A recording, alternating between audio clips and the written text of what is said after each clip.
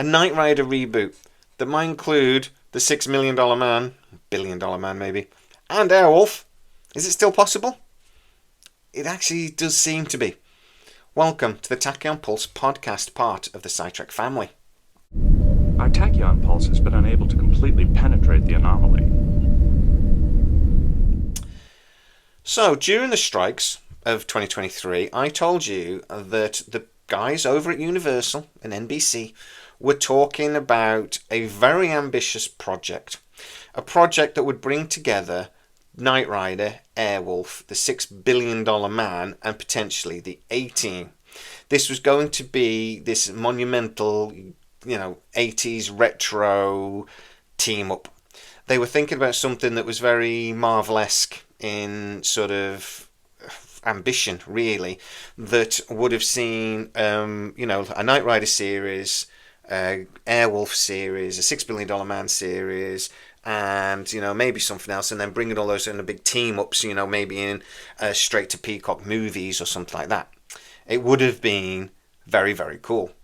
But then it's gone quiet for 18 months. Lots of projects, though, that really has happened, because the problem was the studios had like 8 or 9 months with nothing to do, so they sat around talking and they came up with all these grand ideas. But then the reality of actually getting everything done when it returned meant that they had to make some big decisions. They had to basically either go with what was already in production, or go with what was, what they had the rights for, because, when they get rights to certain things, they only get it for so long, they have to get it into production, sort of thing. So those big decisions, and there's been a big problem with shrinking budgets, restructuring, redundancies, all of this stuff that's gone along with the turmoil that is Hollywood right now. But Universal and NBC seem to have wandered back to this idea. However, it doesn't seem to be quite as grand as it was initially. So for one, the A-Team. Actually, Disney own the rights to the A-Team. So I'm hearing that there would have been sort of like a collaboration with Disney, and actually that would have been part of the deal, because this would be quite expensive. So I think Universal probably would have looked for a partner. So yeah, that could have happened. Apparently that's now off the table. There is still this AI storyline that they seem to be talking about, and the people that get to talk to us over at scitrek have been telling me about, that basically it would have been that there was this AI computer that created Airwolf, and created the $6 billion man. They'd have shared technology, basically.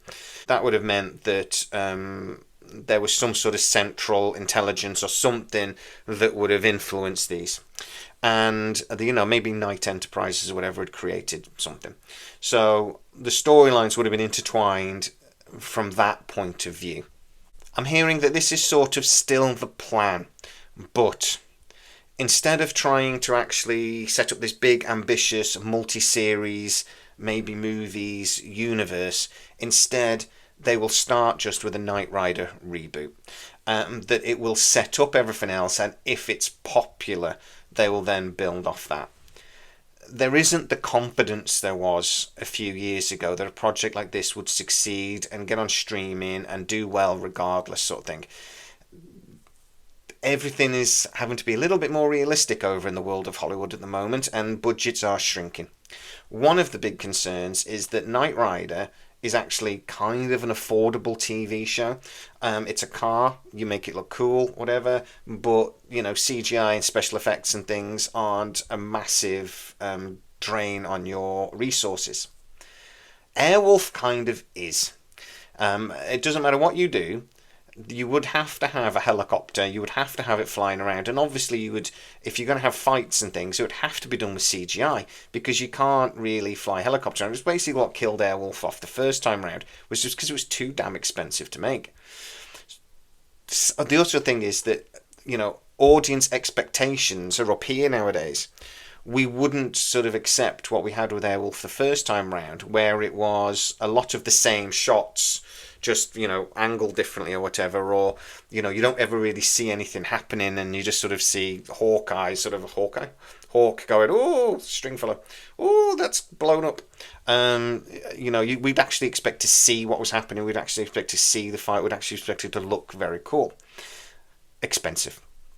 So it seems to be that they had this big grand idea, and now it's boiled down a little bit to something a bit more realistic and affordable that Peacock could actually do.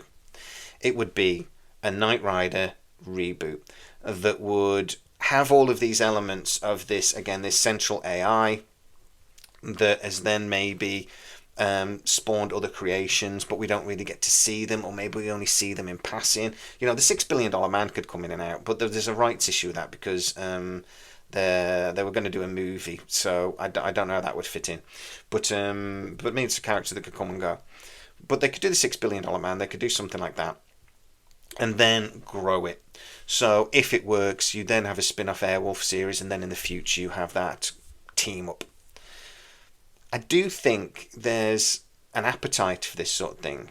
I just worry that maybe we've lost the window, or we've missed the opportunity, because Stranger Things really did trigger like a 1980s revival, and people just loved that thing. It had gone into our music and everything. Have we missed that chance?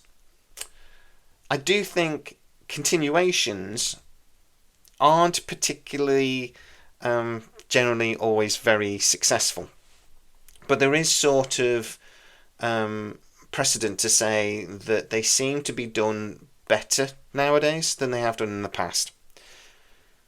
We've seen Battlestar Galactica obviously do well. In sci-fi though, generally speaking, other hard reboots don't do so good. We saw the Quantum Leap thing where they tried to do this clever continuation kind of thing, but it didn't really work. But I would say that was because it just wasn't made very well, but who am I? Didn't like it. So could it be popular now? I think there's still an appetite there. And I think a lot of the guys my sort of age, mid-40s, and girls, would love this because it was our childhood. But they've been trying to do a Thundercats live action thing for years, and that's still struggling. They can't seem to get that off the ground. So even if there is interest, it's difficult. We are getting a He-Man live action movie.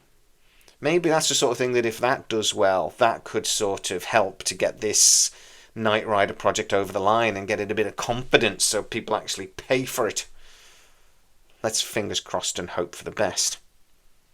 There is also a Highlander reboot coming. There is an interest in these sorts of projects from that sort of time period. Knight Rider for me is the sort of show that could work really, really well. But you'd have to get the right person in, and you'd have to be very careful what the tone of the show was, because obviously Kit was never armed. Kit was sort of like a spy car sort of thing, going around fighting crime. Would you want to do that now, or would you want a storyline that was maybe a bit bigger? Be interesting. I hope they don't lean too much on the threat of AI, because AI is everywhere at the moment, isn't it? All of the big studios are looking for something to do with AI, and this might just be Universal's. At least, though, it's a use of AI in something that kind of makes sense, because Kit was AI. So, at least that would be logical, and sort of, in line with the show that we loved. Let's cross our fingers and hope for the best. But at the moment, that seems to be what Universal are doing. They are looking at this Knight Rider thing and maybe bringing in Airwolf and other things later.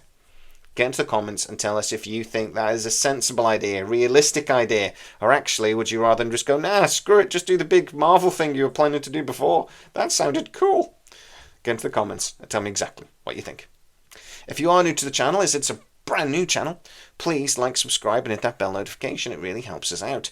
Also, you can go to patreon.com/scitrek, where most of the new videos from the scitrek family do actually premiere first, and you get to see them without the adverts. Go check it out. As always, please stay safe, and I'll see you next time.